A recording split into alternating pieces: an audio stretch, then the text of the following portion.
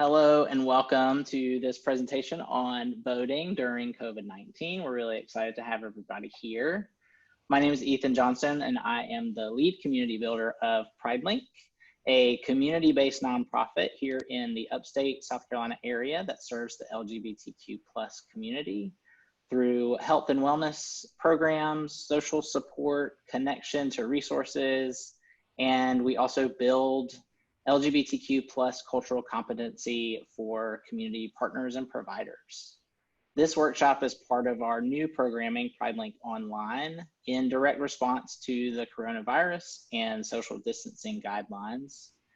We knew that it was still really important to give people the opportunity to connect with one another, to reduce social isolation, to build skills and connect to really critical resources during this time. And so now that you're registered, you'll get an email a couple of days before any new programs, and we're really glad to have you here.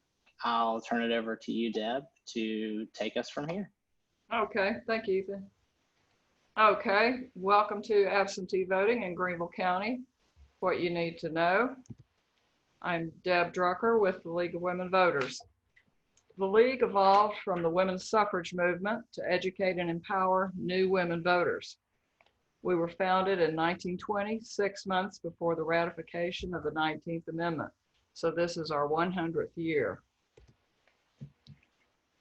There have been a lot of changes recently for our elections, so check with one of these sources for the latest information. Just this week, the governor signed into law a bill to allow a state of emergency as a reason for absentee voting. The time period for absentee voting in the June primary has been extended by 1 week. It actually started early. It's possible that dates could also be extended for the November general election. There will be more than one location for in-person absentee voting in the primary this year. For a list of locations, see scvotes.org, the website for the South Carolina Election Commission, and look for absentee voting. So what is absentee voting? This slide explains what it is. And as of this week, as we said, South Carolina now allows voters to select state of emergency as a reason to vote absentee in person or by mail. So why vote absentee? Absentee voting is especially important now to avoid crowds and long lines. In the presidential primary in February, the typical wait for in-person absentee voting at County Square was around 30 to 40 minutes. The wait at most polling places was around an hour. In-person absentee voting is held over several weeks, including Saturdays, rather than just one opportunity on Election Day. So if anybody has moved and had their polling place changed, what you're supposed to do during that time is you're supposed to change your address with the Greenville County Elections Commission, but sometimes this doesn't happen. So this means that your new address might be in a different precinct with a different polling place. So you go to vote at the old polling place and are told you have to go to a different location. And polling places often get changed as Election Day approaches. So you might show up at the school where you normally vote to find the elections being held at a church in another neighborhood, or there may be no notice posted telling you where the new polling place is. So absentee voting lets you avoid any potential headaches like this on Election Day. In any general election, there's going to be long lines at polling places. But since absentee voting here extends over several weeks, there are typically fewer voters. In a primary election, there are fewer still who vote absentee. It's not a good thing that fewer people vote in a primary. Just saying, it does make things a little easier. So here are the categories that determine whether you can vote absentee. As we said, for the June primary election, any voter can now select reason 18, the last one on this list, state of emergency, on the absentee application. To vote absentee by mail, you request a ballot application and then complete the application and mail it in. You must apply early to get the ballot and send it in. It's important to do this as early as possible because there could be delays at many stages along the way. The ballot must be received at the elections office by election day. To get a ballot, call or email the Greenville County Election Office at the phone number or email address here. If you call, give your name, address, and phone number to get a mailed application. If you email, you'll get a reply requesting the information they need. Respond to that, and then you'll be sent an application through the mail. If you have a printer, you can download an application at scvotes.org. Look for the link that says Get My Absentee Application. If you have a problem downloading the form, just use one of the other two methods. Once you get the form, or once you print the form or get it in the mail, follow the instructions to complete it. You can select the June primary and or the November general election, one or both. If you want a ballot in case of a runoff election, then check that box too. The instructions for completing the ballot, once you get them, can look intimidating.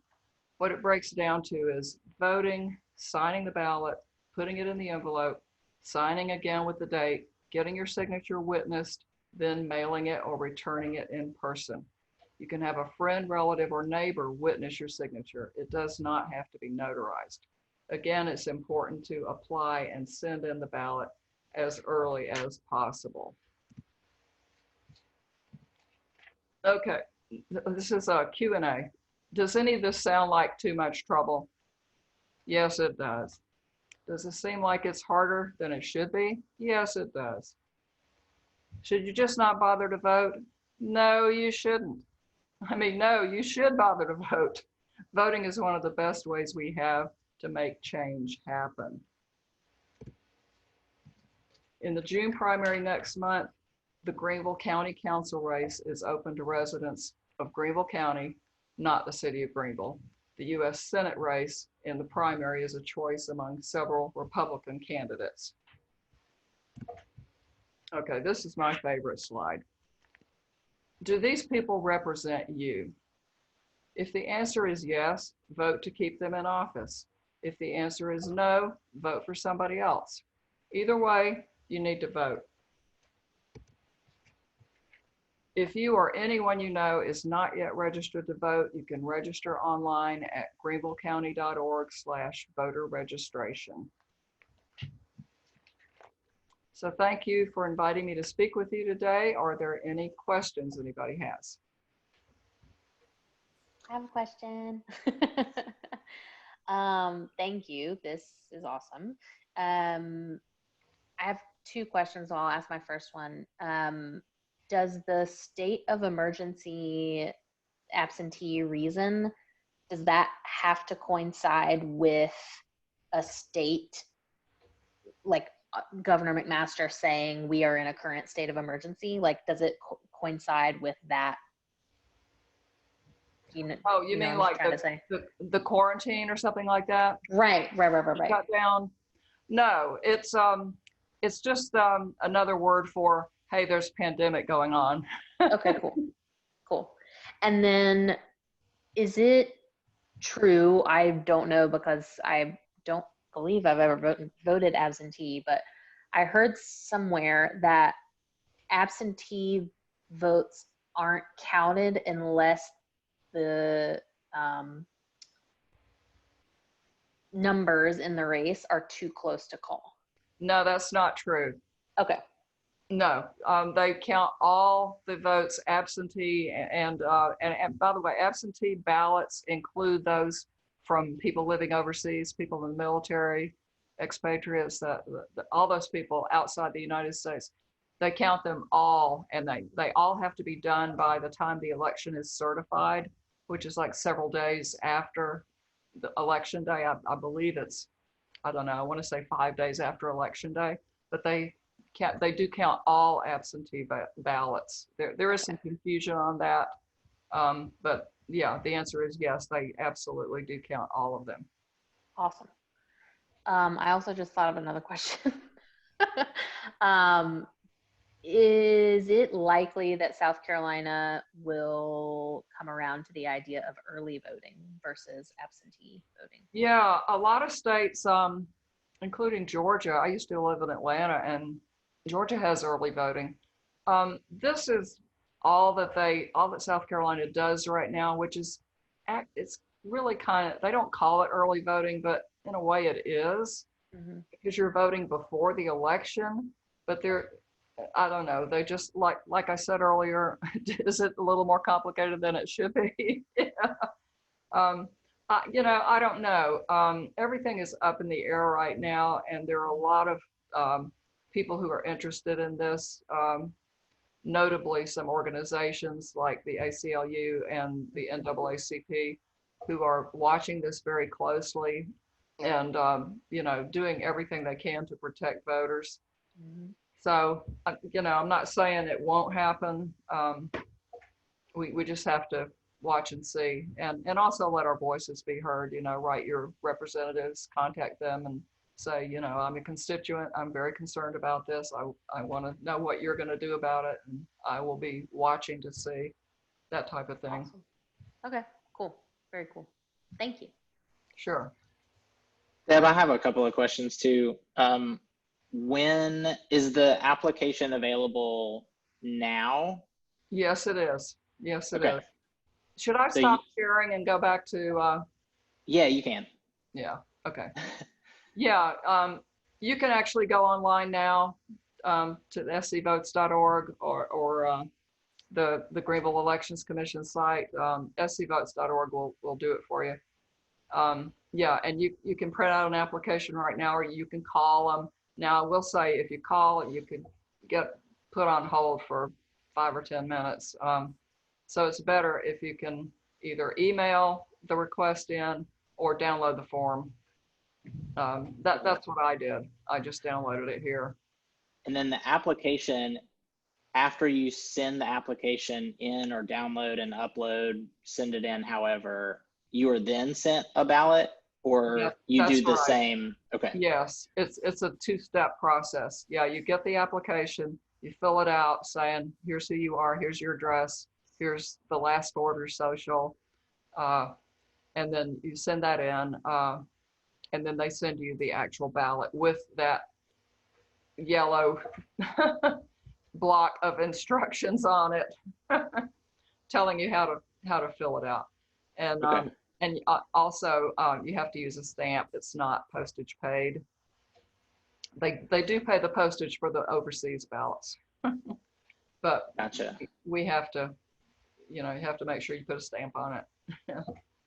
So you mentioned the checkbox, you can check one or the other or both. If you check both, do they send both ballots at the same time, or is there a lapse in? There is a lapse. They will send you the ballot for the primary right away, because that is now going on. They'll send out the November ballots. The ballots for the November election, they'll start sending those out in October. But yeah, I mean, go ahead and apply now, so you have that out of the way. And also, when you apply online, there is a link on there that says check the status of my application, something along those lines. So it will actually tell you, it was received by our office on such and such a date, mailed out such and such a date, or not mailed out. And so if you see that it has not been mailed out, and a week or two goes by, then definitely call them. Because these things, they do unfortunately get lost. So you have to, stay on top of them. Gotcha. And then the last question is, you mentioned the witness, and it doesn't have to be notarized. Can the person that witnesses your form live at the same address as you? Yes, I asked the same thing.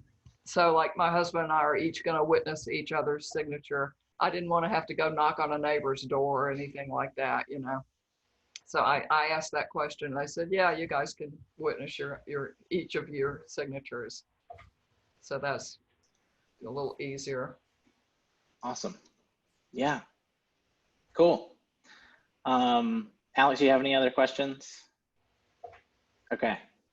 Yeah, this is super helpful. I'm excited to get this information out to other folks who weren't able to be here, because I think it's really important, and I think it's going to be really beneficial to folks, for the June primary and the general election. So Yeah, I definitely. really appreciate you taking the time, Deb, to put this together for us and help us share that information out.